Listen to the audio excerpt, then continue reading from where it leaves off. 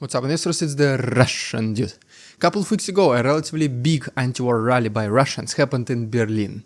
And what made this particular story so special is the 16-year-old Russian teenager named Luka Andreev, carrying a homemade white, blue, red flag, who became the focal point of a heated debate within the Russian opposition community about national symbols, identity, and broader meaning for the peace movement. Normally you'd expect any opposition member to support each other no matter what. After all, it is their common goal to defeat the regime of Putin and bring Russia back to normal times.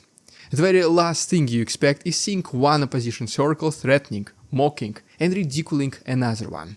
Because they are not opposing too much. They are not as strong of opposition as they should be. Because this is exactly what happened to this Russian teenager, Luka Andreev, as soon as his story got a little bit publicity. It was not even the Russian propaganda which obliterated him online, it was his supposed allies. What they did not realize is that they did the work of Putin for him. Putin can only dream about the opposition which will be destroying each other without almost any intervention from the government. So, in today's video let's talk about what exactly made people so aggressive towards Luka.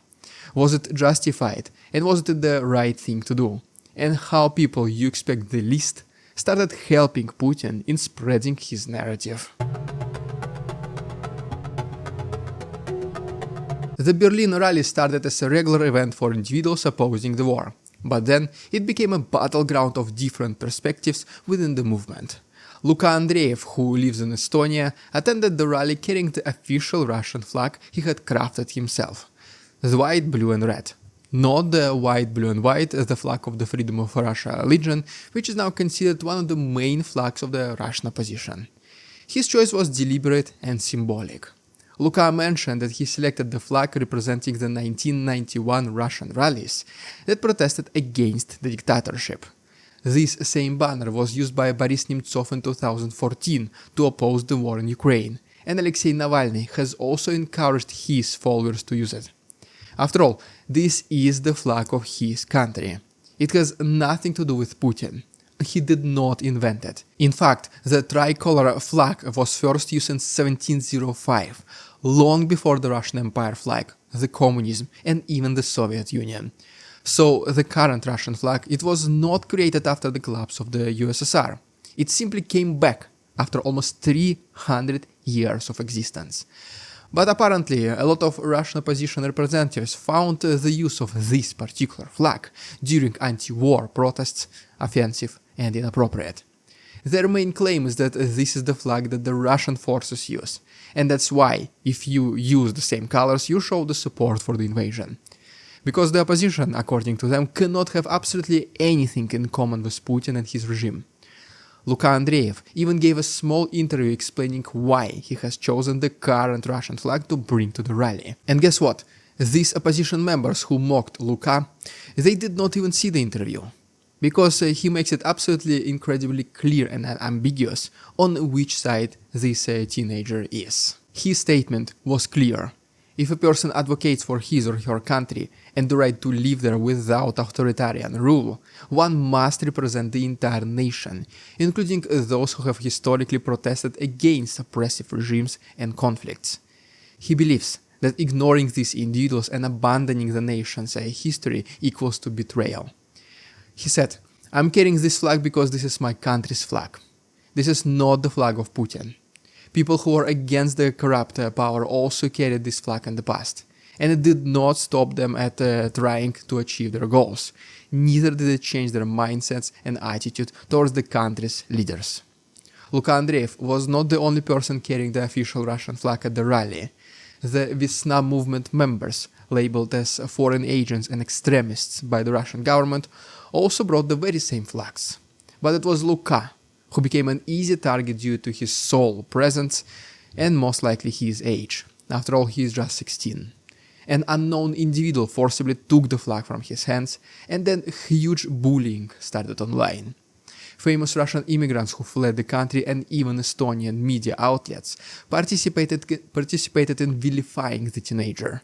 A jumbotron in Tallinn, the capital of Estonia, displayed his image with the caption accusing him of spreading Kremlin-fueled propaganda, despite airing an interview where he explicitly voiced his anti-Kremlin position.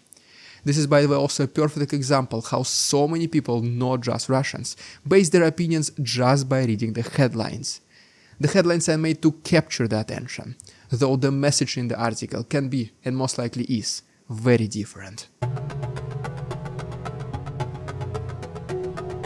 The controversy surrounding Luka's choice of flag reveals a deeper dilemma within the anti-war movement of Russia: the struggle over national symbols and what they represent.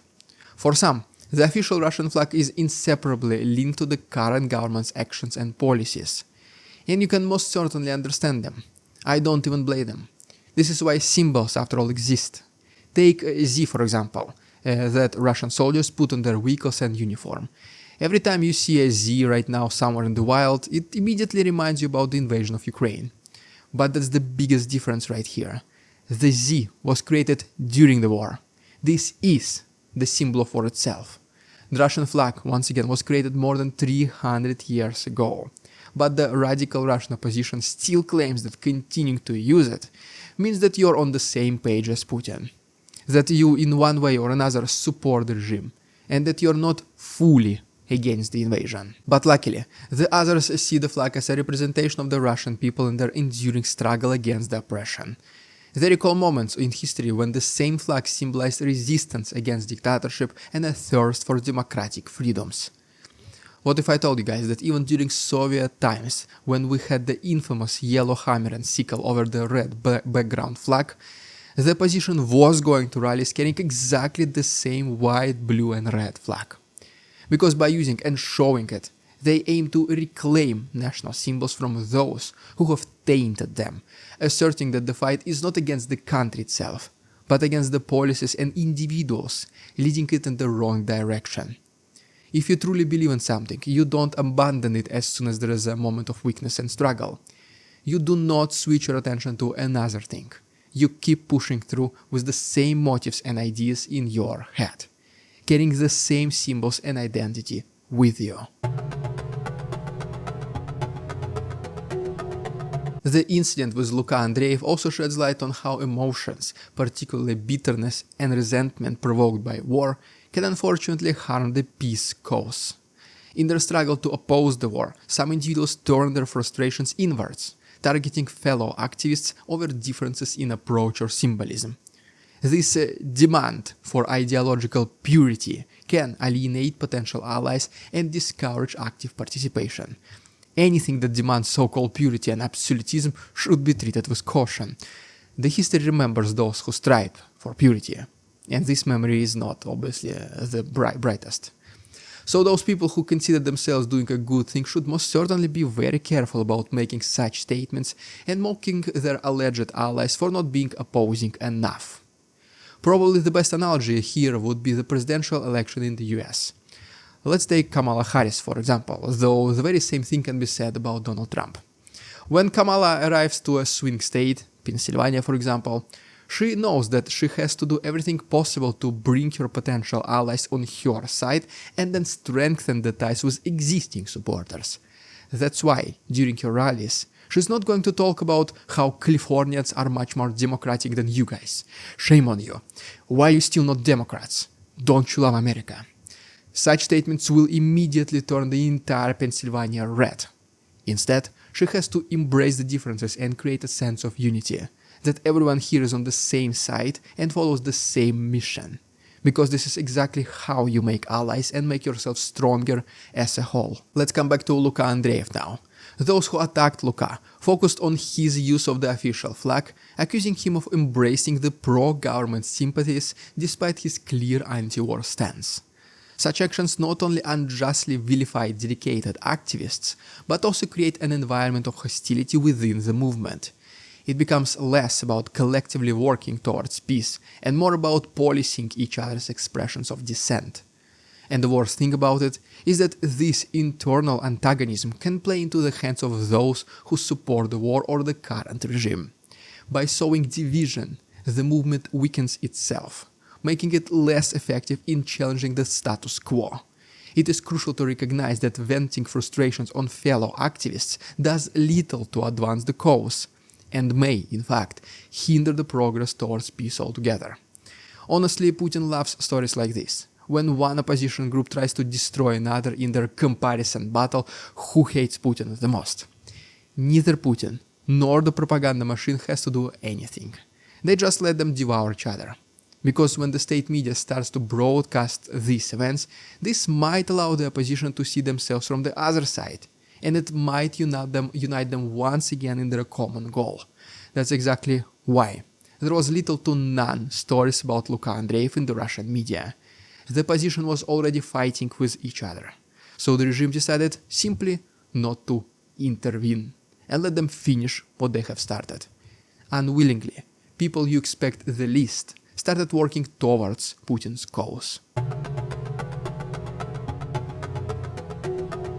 Understanding the sentiments of the Russian population is essential for the anti-war movement's success. One of recent surveys shows that a significant portion of the population favors peace negotiations over continued conflict. Specifically, 53% support initiating peace talks, with the number rising to 68% among the 18 to 29 age group. When asked about agreeing to an immediate ceasefire without preconditions, the support increased from 53 to 60%. These statistics reveal a population that is more inclined towards peace than the prevailing narratives that might suggest. The Russian propaganda reach extends far beyond country's borders. That's why some Western news might also portray that every Russian supports the war. Because that's what Russian propaganda wants them to think. Because that's what Putin then tells his people, that, look, Americans hate you, that's why we need to unite and fight. Even many Russians believe that the majority supports the war. This is a huge misconception, fueled by state propaganda, aiming to isolate dissenters. This emphasizes the importance of effective communication strategies within the movement to reach out to the undecided and dispel the illusion of unanimous support for the war. The movement must focus on inclusivity and empathy, recognizing that harsh rhetoric and alienation only serve to widen the division. By creating a supportive environment that welcomes diverse perspectives united by a common goal, which is obviously ending the war, it can strengthen its impact. Encouraging open dialogue, addressing fears, and highlighting shared values can motivate more individuals to take an active role in advocating for peace. Putin mastered the control over media.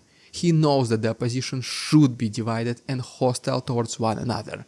That's why he feared Navalny so much, because he came the closest to uniting people and endangering the rule of Putin. Right now, unfortunately, there is no second Navalny. The opposition is in pieces, and the worst thing they can do right now is to fight one another. But unfortunately, that is what they do, and Putin loves to see it. They need to take a step back and once again think about what is their end goal. Their strength is in unity, not in who is the purest and the biggest hater of Putin. Well, there I heard, guys. If you enjoyed today's episode, please subscribe to my channel for more videos like this. If you wish to support my work, there are links down below. Thanks so much for watching. See you tomorrow. We won't succumb to their tricks, the facade they try to sell. Their twisted words and feeble claims on us all they cannot quell. We see through their lies, their feeble attempts to sway. We do not believe